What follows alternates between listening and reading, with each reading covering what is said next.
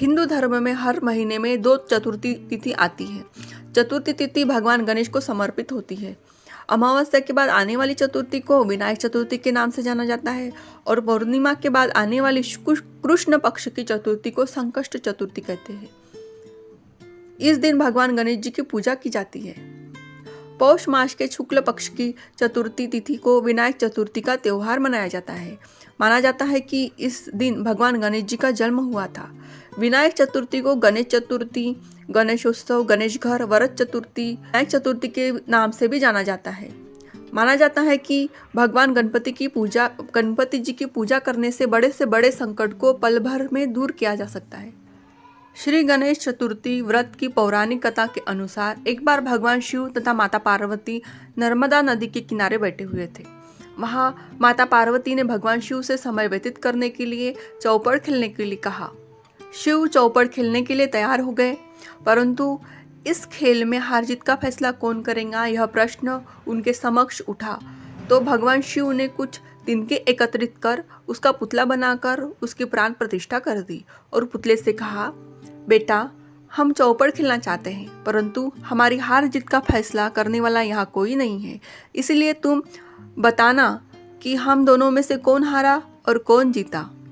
उसके बाद भगवान शिव और माता पार्वती का चौपड़ का खेल शुरू हो गया। यह खेल 3 बार खेला गया और संयोग से तीनों बार माता पार्वती ही जीत गई।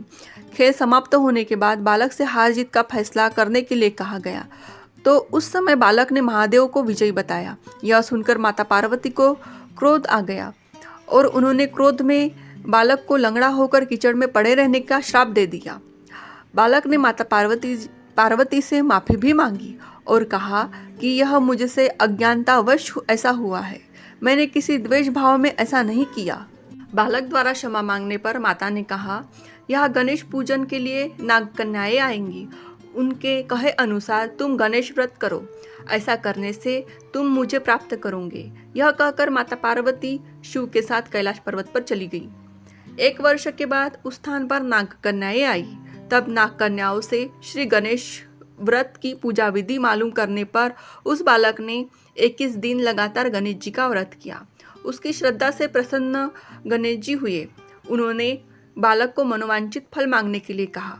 उस बालक ने कहा, हे विनायक, मुझ में इतनी शक्ति दीजिए कि मैं अपने पैरों से चलकर अपने माता पिता के साथ कैलाश पर्वत पर पहुंच सकूं और यह देख प्रसन्न हो।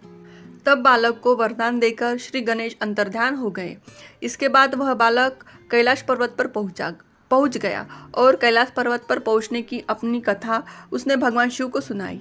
चौपड़ वाले दिन से माता पार्वती शिव जी से विमुख हो गई थी। अंततः देवी के रुष्ट होने पर भगवान शिव ने भी बालक के बताए अनुसार 21 दिनों तक श्री गणेश का व्रत किया। इस व्रत के प्रभाव से माता पार्वती के मन से भगवान शिव के लिए जो भी नाराजगी थी वह समाप्त हो गई। तब यह व्रत विधि भगवान शंकर ने माता पार्वती को बताई।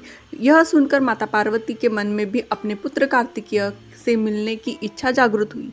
तब माता पार्वती ने भी 21 दिन तक श्री गणेश जी का व्रत किया तथा दुर्वा, फूल और लड्डुओं से गणेश जी का पूजन अर्चन किया। व्रत के 21वें दिन कार्तिकेय स्वयं माता पार्वती जी से मिलने आ गए। उस दिन से श्री गणेश चतुर्थी का यह व्रत समस्त मनोकामनाओं की पूर्ति करने वाला व्रत माना जाता है। इस व्रत को करने से मनुष्य के सारे कष्ट दूर होकर मनुष्य को समस्त सुख सुविधाएं प्राप्त होती है।